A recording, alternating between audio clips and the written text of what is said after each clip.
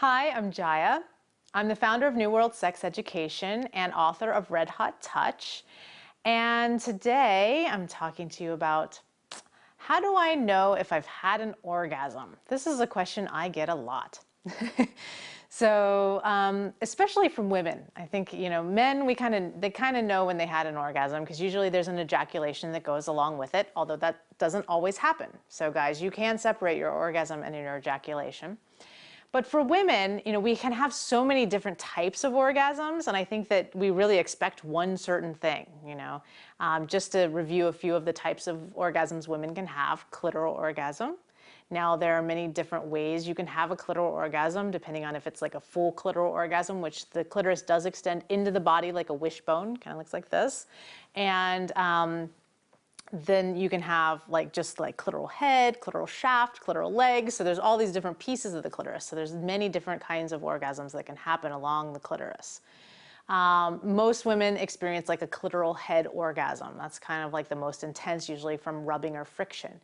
Now there are vaginal orgasms, there's G-spot orgasm, there's ejaculatory orgasms for women, there's full body orgasms, there's multiple orgasms, there's energetic orgasms. So all these different kinds of orgasms that women can experience. So how do you know if you're having them?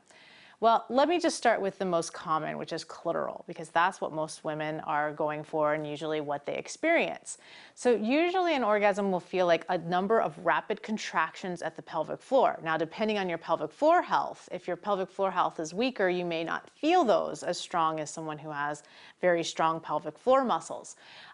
Usually there's a change in breath, but that doesn't, we think like I have to have this mind-blowing, hair-pulling, screeching thing. That's what orgasm is. And that's because that's often what we see in films or we see in porn movies is the, that whole thing happening. But an orgasm can look as simple as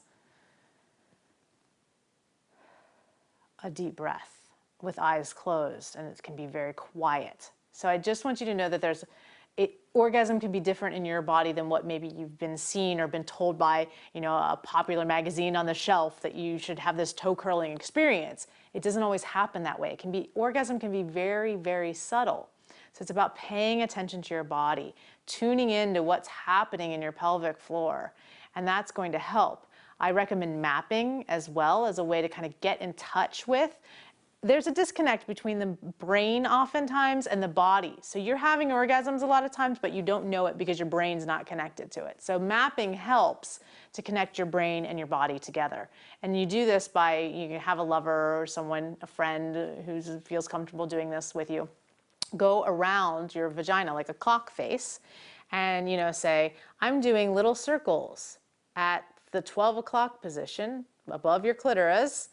And on a scale of 1 to 6, how does this feel? So they're telling you, they're describing to you, or I'm doing windshield wiper motions, or I'm using firm pressure on the roof of your vagina, whatever that is that you're doing to actually describe it so that the mind gets a connection, because we don't feel that oftentimes. Like I still do it with my lover. I'm like, what are you doing? What is that?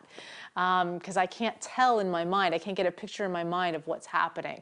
So creating that connection between the mind and the body is really important in knowing, am I having an orgasm? That's just a little bit. I could go into each kind of orgasm and how to know if you're having it. But for now, you can visit my site, sexisyou.com, and get more information.